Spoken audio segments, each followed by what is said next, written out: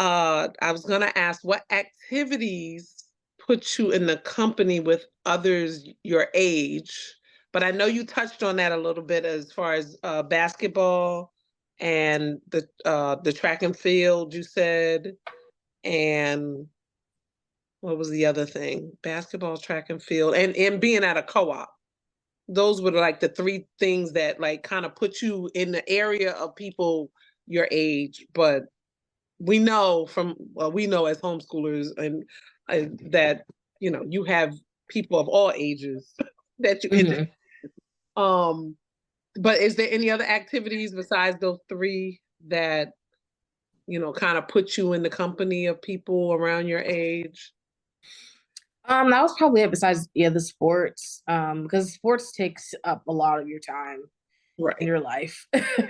um, and basketball season lasts for a very long time, especially here because after the regular season's over, then you're traveling for tournaments and things like that. And that was Mhm. probably the main thing. The co-ops in Virginia aren't very unlike New York, where it's like an all-day thing and you kind of like get to know everyone. They're selective where you pick your classes, at least the ones we went to. The one near Right. us where you pick your class. So I could go to one class once a week, and some people can go to three, some people go to five. So that's a little bit different. Right. But it was probably mostly sports. Church. Growing up at our congregation, we had a large amount of youth, Okay. large number of youth. Let's say that. Um, so that was probably another thing. And we did a lot of like Bible bowls. So we were always together around each other. And then we would go to the camps. So we would go Yes. to a few in the Oh yeah. summer and then the one off September. in September. Right. Okay. Um, did you participate in a homeschool graduation? And if so, could you kind of explain what that was like? I did because of we did the sports. There are different ones here, but I don't think my senior year. I'm not sure if I took any co-op classes, only because um, we did a lot of traveling to kind of figure out where I wanted to go after I graduated. Um, but when the way the organization is here, it kind of gives you a place to graduate. So even if you only played 1 year of sports, you could still walk with them. But since I played since I was in eighth grade or seventh grade, um, I actually knew a couple of the people I graduated with, and I graduated with I think 20 or 25 people. So it was short, which I was glad for because my brother graduated with like 50 something. It was long. Um, and they had a rehearsal and we wore cap and gown. And they had a little, appetizer thing afterwards. You can invite who you wanted to invite.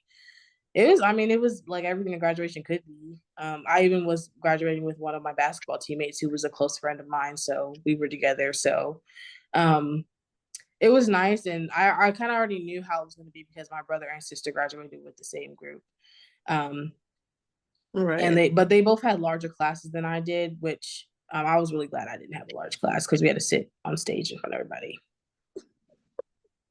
I didn't really And like did that. you have a yearbook? Did you have a yearbook? A lot of people ask that question of homeschoolers. So we did not have a yearbook for that, but we have a few yearbooks from co-ops. So most of Okay. the co-ops we did had yearbooks.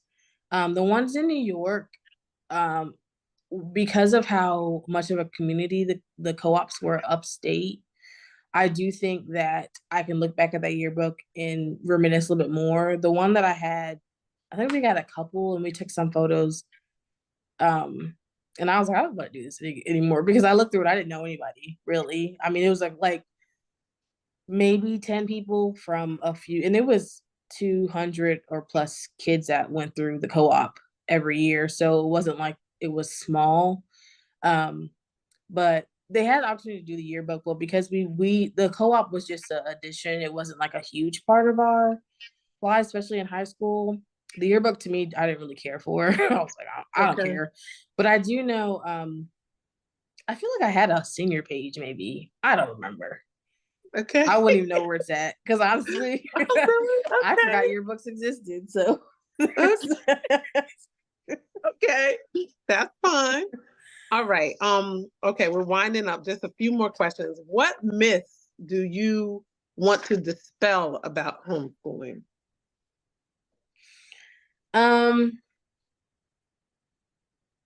What are the ones? So there used to be a lot of myths growing up, and I think now they've kind of have dispelled themselves only because a lot of people have started homeschooling the last since 2020. But one of the biggest ones is that homeschoolers are antisocial. 95% of the people I meet who find out I'm homeschooled had no idea. They were like, "You don't act like a homeschooler. You can hold a conversation. You're funny. You have personality. You're not weird." And I'm like, why do people think that homeschoolers are weird? Like, most of the ones I know were the coolest people I know. So I don't know about that. So I think that's a huge deal, is that people just assume that because you're at home, you don't have a life, you don't have any friends, you don't know how to talk to other people, you don't know how to hold a conversation. Um, there are good ones out there, but those aren't myths. There are good things that people say, and there are bad things that people say. I do think this is probably not having to do with the question, that one of the coolest things about being homeschooled is that when you go to college, it helps a lot. Like when you go away to school, like learning how to study for yourself, learning how to not rely on the teacher like all the time, do everything. That really, really, really helped. And that's probably like the coolest thing about like when you leave homeschooling, that you'll have like a humongous thing that you'll have, and that really helps a lot. Yeah, it's so true. If and when you have a family, will you consider homeschooling your children? I don't know. It's a yes and no. Every so often it's yes, every so often it's a no. I just honestly don't want to put them in the public school thing, or private school. I like being able to have that controlled setting of what they get, like what you teach them and everything, and what subjects and what you can leave out. Um, the no is because I really enjoy working. That sounds really bad. I enjoy working. Um, You know so how many people don't have a work ethic? That's not a bad thing. That's I a know, very but good thing. I just know how much time and effort like my mom put into us, and I know that if she worked a full-time job, there was no way she would be able to do all the things that we did. I know there's definitely a joy in um seeing how you can just do everything you need for your kids. And I think that would be great, but honestly, at where I am right now, I'm like, yeah, I can't do that. But it's a yes and no. It's not because of anything negative. It's not because I don't feel like um I'd be a good teacher or anything. So I think I would be a great teacher, and I think I can make it fun and everything like that. And I feel like there's a lot more resources Yeah. now than there Mhm. were when we started, and a lot more like some people just do all their classes online. And um I know a ton of people graduate high school with an associate's, sometimes even a bachelor's degree. So there's a lot you can do, which I think is like a huge benefit. So it changes every day. Sometimes I'll meet, like when I was a counselor this year at camp, and these kids did not know how to address a letter. I was like, and know how to write in cursive. Those really got me. Yeah. And I was like, Yeah. see, if I homeschool, they'll know how to write a letter and they'll know how to write cursive. Um, but I mean, it's just things change. So it's a back and forth thing. Right. So I can't Okay. give you a That's a definite good. yes or no.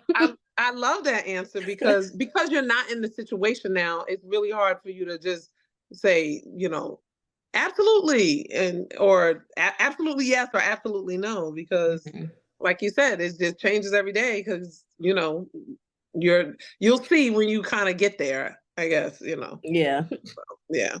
Okay, so now that's kind of all my questions that I kind of went through and I had, but what are you doing? The last question I have is what are you doing now? And basically, what are you doing or what did you do from when you graduated till up till now? So that's been since 2015. It's a lot. I know, Um, but give us some pointers. I know it's a lot, but Okay, so right after high school, I went to Southeast Institute of Biblical Studies, which is a 2-year bachelor program, basically where you learn the ins and outs of the Bible, denominations, and theology, all that stuff. And I graduated there in 2017. I took a gap year, or a year and a half or so, while I was trying to figure out what I wanted to do as a job. I went to the Southeast because I knew that Bible was one of the things that I was good at. I knew that I like this would be something that I could do while I figure it out, and I just wouldn't be sitting around. And I learned a lot. And so, but when I was there, I got into makeup and beauty, and so I decided after about 2 years, yeah, in 2019, I enrolled in the Chrism Institute of Aesthetics, and I started my journey. Oh, backtrack. Sorry, in 2018, I took a sister lock course. I forgot Oh, about right. this because it's very Yeah. important. My Yes. mom, she did start doing sister locks when I was 11, and she just did it only to do me and my sister's hair, but she took about 10 clients. Um, and then she didn't really do it ever full time. It was always part time, but she didn't do more of it until we were almost done or or about graduated. And then my last year is probably when she worked the most during our school time, but it was still not a lot at all. Um, Mhm. so when I finished Southeast and I was taking that year, I worked in childcare, realized I didn't like taking care of other people's kids. So, and I only did that for about 9 months and then I was Mhm. done. So I was like, well, you can take the Sislop course and you can, do your own, start your own hair business. So that's what I did. 2018, till current day, I still have my hair business called You Only Lock Once. Um, and right now I have 40 clients that I see on a rotation every 4 to 6 weeks.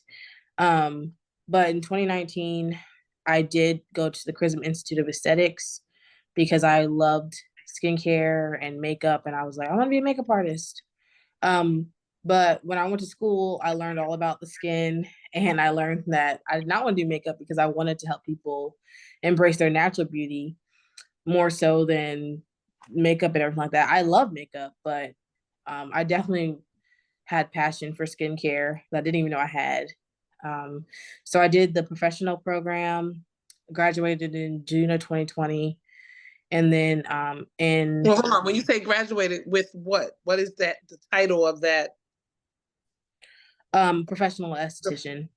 Okay, right. Because some people don't know. Like I Mhm. know I didn't know Oh prior yeah, to so it's you called doing it. I have a certificate. I don't want to call it a degree, a certificate in professional aesthetics. And then I passed boards and became a licensed professional esthetician. In the state of Virginia, they have 2 tiers, so professional and master. And then in is that 2020? Yeah. In February of 2021, I enrolled for the master's program, which is more of the advanced, more medical side of it. Um, a lot harder than the first part. And I graduated in August. It's about 600 hours each. You have to finish that 600 hours. So if you skip a bunch of school, you have to make it up. So however long it takes you, I mean, they do give you like a stopping point, but I tried to finish that as soon as I could. And we did have a lot of struggles because we were the first class in my professionals that had to deal with COVID and masters as well. We were one of the first classes that had to deal with like how the new school thing, and a lot has changed. But Mhm. we did it. We finished. Then I moved to Georgia and passed the boards for masters. But other states don't recognize the type of training that I got in Virginia. Okay. So so I got a job, a very low esthetician job at a waxing studio. But I moved there with my sister, but then she got married. So I moved back to Virginia and I immediately got a job as a master esthetician within like a week. And I've Right. been at the Sugar and Skin Spa. I have my own business there. So basically, it's like a booth rental inside of a place. Um, Nice. so I have my own business called Skinology. And I do hair removal with sugaring. And then but I mostly focus on master services like chemical peels, microdermabrasions, microcurrents, things like that. So I have 2 businesses that I run now. So can you tell us I guess, how people can look you up as far as that's concerned, your TikTok, your Instagram, your web page, whatever you can give us, so people can find you in case people look at this from Virginia in the area and they could use any of your services. So my hair page is you only lock once .757. If you type in my name, Verne Wine, there's no other Verne Wine that I've ever heard of in the world. You'll see my page. Okay.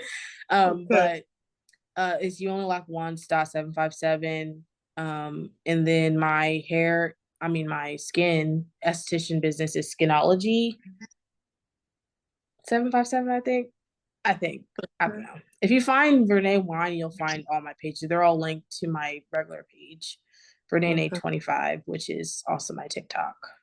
Okay. That's wonderful. And I'm exhausted because you do so much. And I'm exhausted too. But I can't stop because I love it. So I work a lot. I can't stop.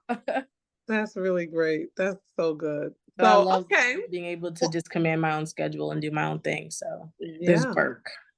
That's it. There you go. And that's another thing out of homeschooling is that you were used to, situations where you could modify stuff or do your own thing in a sense. And now that's what you're doing, even with your 2 businesses. Mm-hmm.